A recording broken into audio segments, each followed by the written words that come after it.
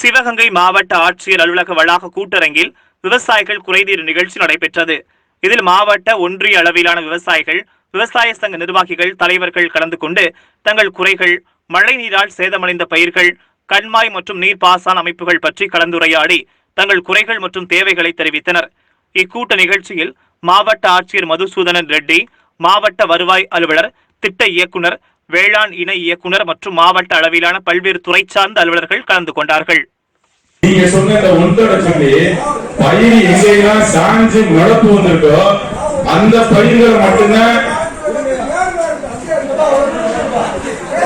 கணக்கில் இருக்கிறது வந்து நீ ஒரு கடுமையான ஒரு முழு இலக்கு இல்லாத பட்சத்துல இந்த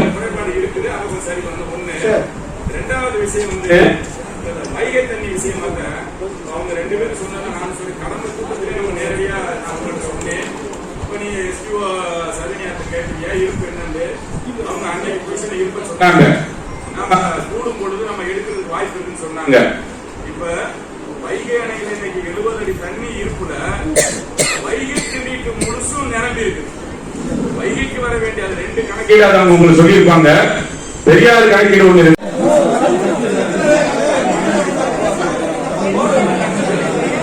நான் சொன்னதுல ஐயா அந்த மாதிரி வெரைட்டி இருக்கையில கணக்கெடுக்கக்கூடிய வியோக்கள் வந்து நட்டமளிக்கிற நெல்லுகளை வந்து நாங்க கணக்கெடுக்க முடியாதுன்னு ஒரு மருத்துவம் சொல்லிக்கிட்டு இருக்காங்க.